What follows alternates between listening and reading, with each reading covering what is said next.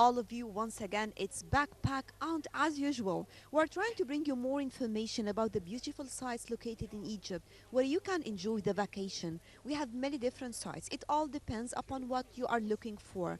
Whether we are talking about historical sites, recreational sites, the beach in general, on the Red Sea, what today in particular, we are in a beautiful place. The most important part about it is that we can say still it is a virgin area. Well, simply today we are in Makadi Bay. Makadi Bay is a beautiful site where you can enjoy a lot of things. We will bring you more information about this beautiful site and more about the activities that you can enjoy over there. First of all, we have the pleasure to have with us Mr. Khalid Fathi. He is a tourism expert and actually he's working in this area since long time ago, right? Yes, So, first definitely. of all, welcome to the show. And maybe in the very beginning, I would like you to give us general idea about Makadi Bay in general, where it is located, what is the privilege of the site. Makati, when visitors come to Makati, they would definitely enjoy. It's first I have to say it's a 30-kilometer away from Hurghada Hurghada International Airport, yes. International Airport, so visitors can sense where exactly is Makati. Makati, as from the name, it's a bay located that far from Hurghada city, right on the Red Sea. The great advantage of Makadi is the marine life that is still very, as you said, very virgin. In Makadi, you have a lot of resorts where varies from a white sandy beach where those swimmer lovers can walk easily to the beach and enjoy swimming, and in a very close a neighborhood you can find another nature of the beach where you find the beach more of coral and colorful life and marine life at your feet. Stop down your feet, you can look from any jetty, you can see right away the marine life. It's amazing, colorful, and definitely present a great attraction for marine lives, so whether snorkeling or diving as well. Even the house reefs and in most of the hotels in Makati will be a great place to dive and to witness the marine life there. The water is very blue and clear and crystal. That's very nice. You enjoy the most of the feature of the Red Sea area, which recently been promoted as the Red Sea Riviera. It's very quiet. It's very nice. This is something that is really very, very important, talking about the relaxation atmosphere. But first, let me ask you about how many hotels do we have in the area of Makadi Bay? Makati has a vicinity of 28 hotels and Five resorts. stars, luxurious hotels. Yeah, More or less. most of them are 5 star hotel. Then the rest will be 4 star. There is none, I would say, a 3 star hotel. So there are majority are 5 stars and 4 star hotels. Well, talking about the atmosphere, about the landscape of the area, because while talking to many of the holiday makers here, the most important part for them, they were talking about the tranquility of the atmosphere. They like the idea, they're not interested anymore in the busy city, just as they mentioned, for example. Sometimes we feel that, we thought that people still they prefer, for example, Sharm el-Sheikh and the city of Hurghada, but it proved that actually they are looking for relaxation away from the busy places. Oh, this is what we learn over the years from visitors and customers coming to this destination. They are really looking for relaxation, a chill out really. Because you get everything you want in a very close range to you. If you want to go to the city for dining, for example, or for any of many available attractions close by in Hurghada also, and which is have a lot of visits, sightseeing that you can also, and attractions would be very much interested to do. But it's available in a very close range. You can easily go there and see what you want, and you come. And once you come back for the sea, you come back for the climate, you come back for this peaceful and nice surrounding and greenery, and you come back for the environment that really that you enjoy to, and want to spend your holiday at that kind of environment. So I think most of the guests were really coming for relaxation. It's relaxed, but at the same time you mix it with some entertainment to avoid boredom, that the guests do not get bored during This the is the day. challenging part actually, Yes. because nowadays the holiday makers, they don't want to go outside of the hotel. They want to stay indoors and they want to enjoy everything. I think this is challenging as well, because the hotel has to satisfy all their needs, means of entertainment, relaxation, as you mentioned, everything. That is true, but you know that the way the hotels and most of resorts here built, especially of the resorts are not right in the center of the town, they know that they have to have a wider range of facilities and entertainment provided to the customers, knowing that the customers will not have the opportunity all the time, or they will not have the preference to go outside of the hotel. This is present for them more time to spend. Sometimes it presents more money to spend in transportation. So what we do is, within the same complex you have the entertainments. That's why you have day entertainments as well as a night entertainment. You have a variety of It restaurants. proves that having an animation team is also something of great importance. Nowadays, we can see animation team. They are very much professional in all of the hotels located in the Red Sea in general, right? Yeah, it is true, because you know, we are all working in an industry where you very much cater for your guest needs and expectation. And as we discussed now, the customer come in for relaxation, chill out, but you want to mix it with a little bit of activity sometimes, and you know, you have to break that tone of relaxation, not to become too much. So sure, the animation team, which is a team responsible for all the activities, entertainment activities and recreation activities during the day and the night, supporting this program, and enhance it by also outside professional entertainment outsourcing. It's a must, so to fulfill the needs of your guests and expectation of your guests during their stay. They have different nationalities as well. Absolutely, this is the norm of the business, you know. Because we are talking also about different nationalities nowadays coming to Egypt, not as we used to certain nationalities in the past. For example, we used to talk about Italians, we used to talk about people in specific, but right now we have the variety. I think this is important as well, to diversify the sources. We are somehow, we all know that we faced a crisis over the last year in terms of the supply of the tourists coming to Egypt. But from other hand, this is what happened, is an opportunity has been arised that you focus on the different markets.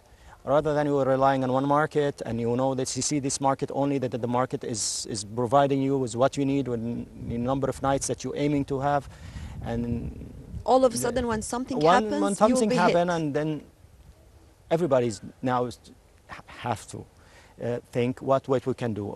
Part of it is really have to focus on all other markets. Regardless the size of the market, you would focus on the small markets, you will focus on the large markets, you will focus on a lot of markets, because you need that numbers of customer or clients or visitors to come to you. So you competing, and you are trying to promote yourself on that sense, and there you will witness in some markets increase, even you in general in the total picture you are losing a considerable number of tourists coming, but in some markets, which used to be very small markets, now they're enjoying increase in that market. For example, we started to see the Chinese in Egypt. Here you go. We have Chinese who are working, but I'm talking about tourists. We have many working, but you will see more of them. You will see more of them in the coming. As a result of what I'm talking about, you will see more of the Chinese tourists coming to Egypt and in different destinations. What markets are we working on right now? The markets are here presented would be in Hurghada in general, and maybe in Makali and more specific. Yeah, we're talking about German market is number one now. That's also a market who enjoy kind of increase or more focused, that we expect to lead to an considerable increase. And they are promising, because in the past, I think they ranked number 2 or something like this after Italians. Maybe the number is not that bad. So if you started to work on it again, because Germans are very much interested in Egypt, or what? They do interest in Egypt, and I think it been and always been for a good time. German market is a main market. Is a Yes. main market. If it comes third or second, it still presents main market in Egypt. But sure, as I said, this market, as all of other main markets, have suffered a drop on the number of tourists coming to Egypt. However, eh, the focus, because there is no travel ban, for example, in Egypt, in Germany, so this is something to start And with. recently it was mentioned by the US government that it is one of the safety, Most safest, yeah, yes, resorts. yeah, Actually, they yeah, were talking about countries. countries in the Mm, Middle East. So how far can this help? I mean, if this is announced in the United States, for example, you think this will help? Or It depends the way we pick this up and how we promote it as an Egyptian, the way how we make this visible to a lot of people. How many, you have to ask yourself a question, how many potential tourists, guests, heard about this fact? Now, maybe we are, because we are concerned, and I heard, because I'm because working in yeah, this. you work in the Yes. tourism. We also we are, eager to hear any good news about our beloved Egypt and our industry, but this is not an assurance that all the target clientele markets have already heard this news, and how this news is presented to them But to how can improve we the work picture. on this? I mean, there are many chances that we can take benefit of. I'm talking about different, for example, the live concerts that took place in Egypt, like Brian Adams, Michael Bulletin, for Yes. example.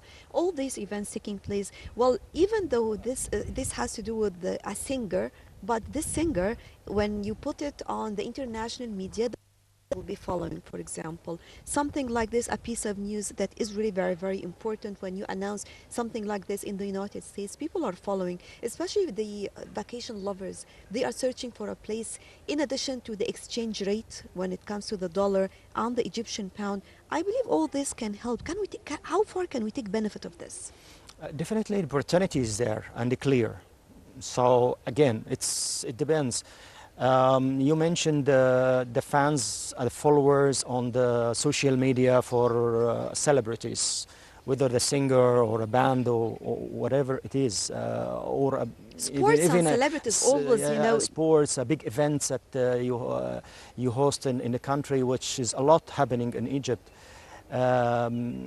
This is a marketing activity. It should be planned very well from the Egyptian side, and there is you see the government presented in the Ministry of Tourism is a sector or the department responsible of promoting Egypt on that level. Okay. However, all the investors on the tourism business, I and believe both can work in they harmony. are Yes. private sector, and every single hotel, every single identity, they're trying also to promote themselves. But in terms of promoting, you cannot promote a hotel unless you promote a destination. You cannot promote a I was destination just going, yes, to mention. before you promote the country. So this is a sequence of choosing a destination. First, the client have to choose Egypt, and then they decide where to go in Egypt. And then after we decide to come to Hurghada, where to go, and that's it.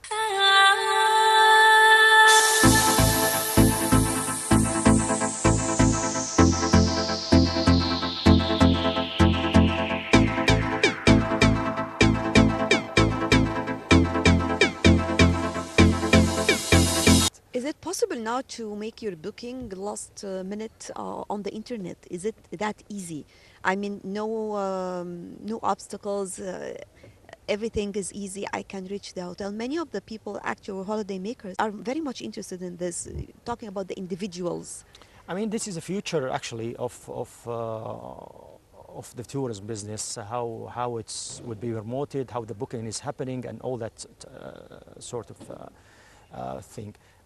But there is one obstacle still there. It's a flight, because when you book a hotel online, then fine, you book the hotel, you But go I the have to internet, pay you get for all the the flight. information you want, you go to the hotel website, you choose the hotel, you read even the reviews, you see the level of the hotel, what the other guests saying about the hotel, you say, oh, this is a place I want to be. And then your next step is to look for the flight. And as long as you don't have in a destination a direct flight from the main cities that will bring you these customers, and those flights not only available but all on sale on the internet as a seat only, then the client have no way to come to your country unless it choose to come via Cairo, and then to have a long route and more expenses. Do And we then have markets in specific that we don't have a direct flight from, for example, as long as we're talking about Makati from Hurghada to such a country, a promising country, for you're gonna make it example? easy for you. We don't have a direct flight from anywhere in the world because it's a different between a charter flight. I mean, a charter operator are managing and operating a charter flight, and a regular flight which can be sold as a seat only to be available as for the guest to choose from. Because of course the flight,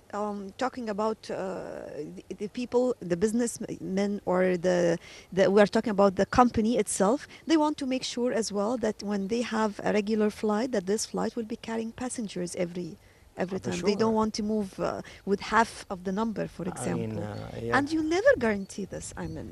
Uh, Or I don't know how do they manage this elsewhere. every business has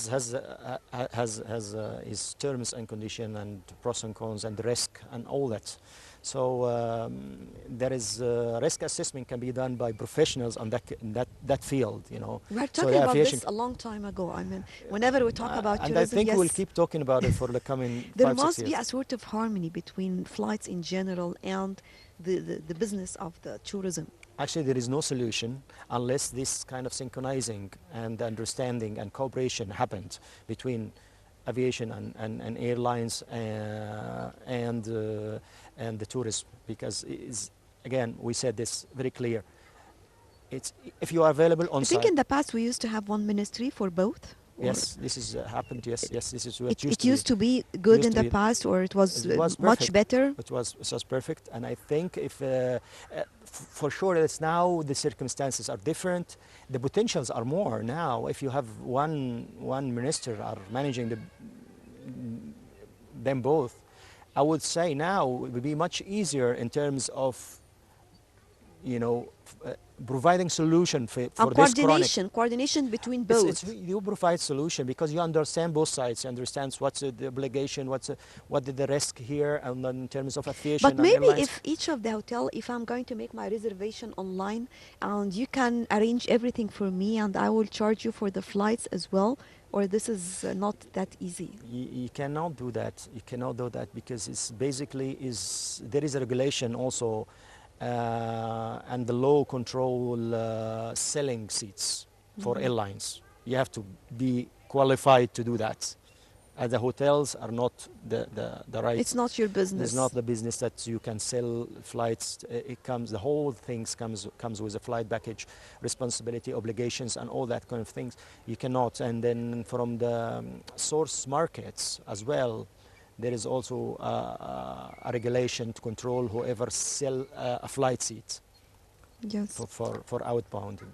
So I think this is not the practical way, but the practical way is you have a regular flight operating by a professional and registered and known airlines, and this regular flights will be available for sale. And in a normal and usual cases, they can book from the direct book site of this airline or any of the channel management and booking engine on the website. This way you will have the freedom, and there is countries like, for example, if we will bring Paris, for example, Yeah. France. There is no tour operators. They are not like Egypt at all. They enjoy a huge number of tourists coming every year, but there's no tour operator because everything happens online. all the tourism are going, they book their holiday. They have Ministry of Aviation and Ministry of Tourism, or what do they They have? don't need anybody actually.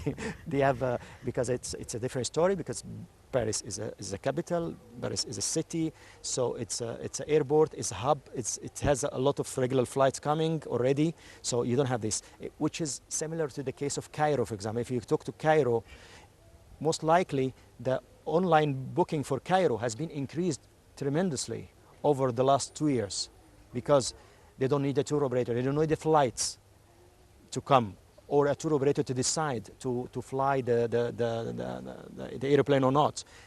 Already the flights are there, Egypt Air are there, they're coming from all over destination all over the world. So it's easy for Cairo visitors from all over the world is to choose the hotel and to book the flight.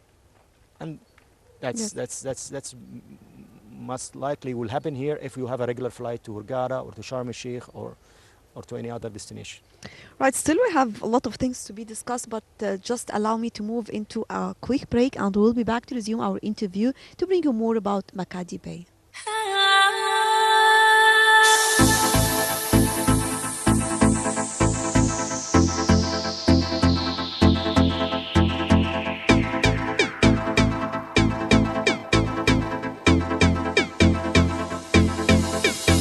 Welcome back. And still we are talking about Makadi Bay with our guest, Mr. Khalid Fathi. He's a tourism expert working in Makadi Bay, I think for how many years? Oh, actually, Makadi itself, it's only 1 year. Okay. But in Hurghada in general, I'm talking about 4 years. Before it was in different destination of Egypt.